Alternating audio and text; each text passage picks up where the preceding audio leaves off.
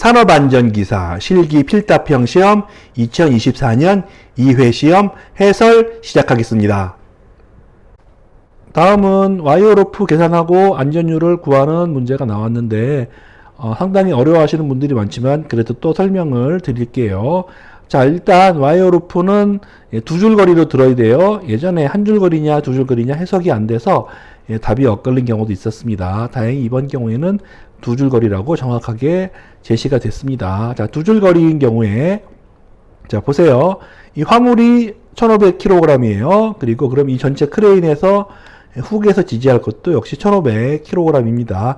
하지만 와이어로프 두 줄로 걸었기 때문에 힘이 분산이 돼요. 그러면 이 수직 방향의 힘은 한쪽에 1500씩 해서 W 나누기 2, W 나누기 2로 Y 방향, 그러니까 수직 방향 아래로 작용합니다.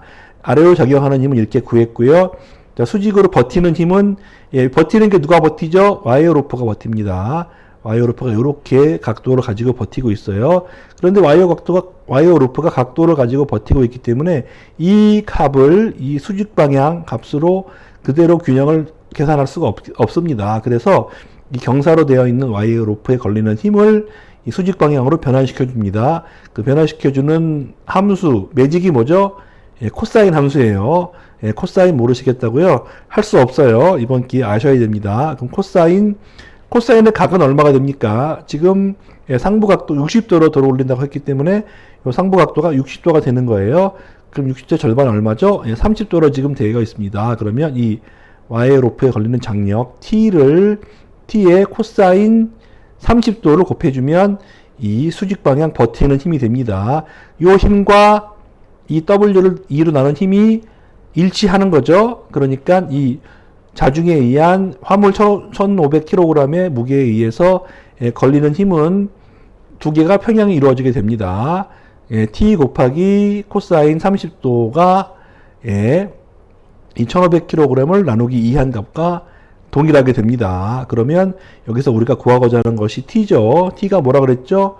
와이어로프에 걸리는 장력. T는 W를 2로 나눈 것을 다시 크게 코사인 30도로 나눈 값. 이것이 바로 와이어로프에 걸리는 하중입니다. 이해가 안 되신다고요? 그러면 할 수 없어요. 그냥 이 식을 외우시면 됩니다. 여기서 W는 화물의 무게고요. 여기서 세타는 상부 각도가 됩니다. 여기서 한 가지 또 트릭이 발생했습니다. 화물의 무게를 킬로그램으로 줬어요. 근데 우리가 가지고 있는 정보 파단 하중 42.8kN. 실제로 이 파단 하중이 이렇게 숫자로 제시된 게 아니고 어느 표로 제시가 돼서 표에서 읽어 드릴 수 있게 됐다고 합니다. 제가 표까지 복원받지는 못했어요. 그래서 아무튼 1500kg, 킬로그램은 킬로뉴턴으로 발휘될 수가 없잖아요. 킬로그램을 중력 가속도 9.1을 곱하면 뉴턴이 되죠. 그러면 우리가 계산할 수 있습니다. 1500kg 곱하기 9.81 중력 가속도 나누기 2, 또 크게 나누기해서 코사인 상부각도 60도를 2로 나눈 값. 이걸 계산하면 킬로그램에 9.81 중력 가속도를 곱하면 단위가 N 뉴턴으로 나옵니다. 그런데 우리가 구하고자 하는 수치는 파단 하중이잖아요. 파단 하중은 또 킬로 뉴턴으로 제시됐어요. 당연히 단위가 같아야 합니다. 그러면 8,400 얼마로 주어진 뉴턴의 값은 나누기 1000을 하면 약 8.5 킬로뉴턴의 값이 됩니다. 여기까지 겨우 와이어로프에 걸리는 하중 8.5 킬로뉴턴을 구했습니다. 그럼 안전율은 얼마가 되죠? 현재 하중이 얼마 작용하고 있습니까? 8.5 킬로뉴턴 작용하고 있는데 얼마까지 버틴다고요? 42.8까지 버틴다고요. 42.8 나누기 8.5 하면 5.03 혹은 반올림을 미리 하느냐 나중에 하느냐 혹은 9.81이냐 아니냐에 따라서 숫자가 약간 다를 수는 있어요. 숫자가 약간 달라도 괜찮습니다. 답만 일치하면 됩니다. 그래서 우리가 구하고자 하는 안전율은 실제로 이렇게 길게 답안 쓰실 칸도 없을 거고요. 이럴 정신도 없으실 거예요.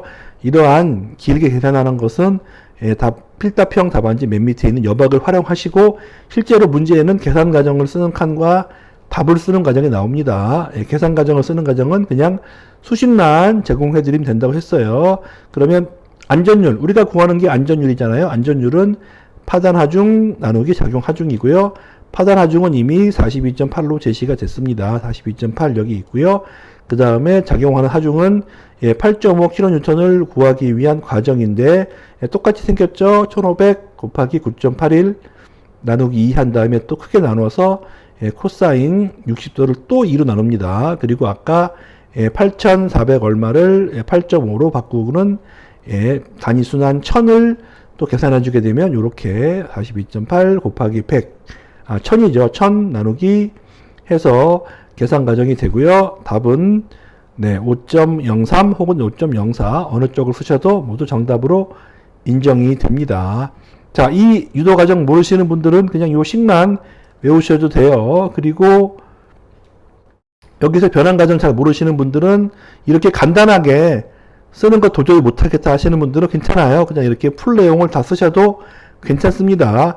계산 과정 칸이 좁더라도 조금 넘치더라도 어차피 사람이 채점하기 때문에 큰 문제 없어요. 어떤 식으로든 답만 5.03 정도로 구하시면 됩니다. 여기까지 첫 번째 소문제가 끝났고요. 네, 두 번째 소문제로 그럼 이와 같은 들기 작업에서 안전율이 만족하는지 불만족하는지를 알아야 되죠. 그러면 현재 지금 뭡니까? 우리가 뭘 들고 있죠?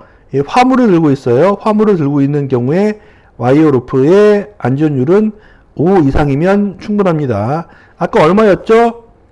5.03이었죠. 그렇기 때문에 안전율이 5 이상이기 때문에 답은 만족한다 하고 해서 안전율의 만족, 불만족 여부를 작성하시고 그 이유는 안전율이 5 이상이기 때문에 만족한다. 여기까지 작성하시면 정답으로 처리가 될 겁니다. 그런데 여기서 이슈가 발생했죠. 아까 중력 가속도를 9.81로 해서 안전율이 5가 약간 넘었어요. 5.03이 나왔는데 글쎄 말입니다. 일부 경우에 좀 간단하게 한다고 중력 가속도를 10m/s로 계산하는 경우가 있습니다. 계산기를 사용할 수 없는 공무원 시험에서는 아예 중력 가속도를 10이라고 제시가 되는 경우도 있어요.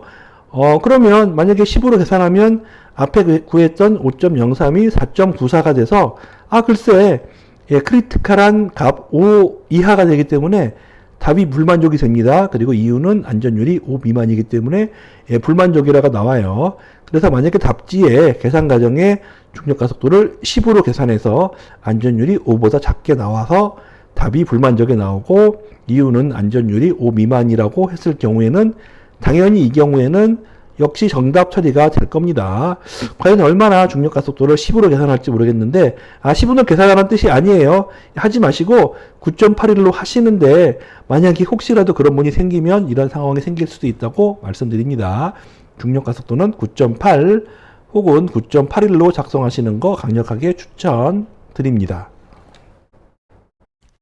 전체 기출문제 해설을 보시려면 채널 멤버십 가입 부탁드리겠습니다. 여기까지 해설을 마칩니다. 여러분의 합격을 진심으로 기원합니다. 구독과 좋아요는 강의에 큰 도움이 됩니다. 많이 부탁드릴게요.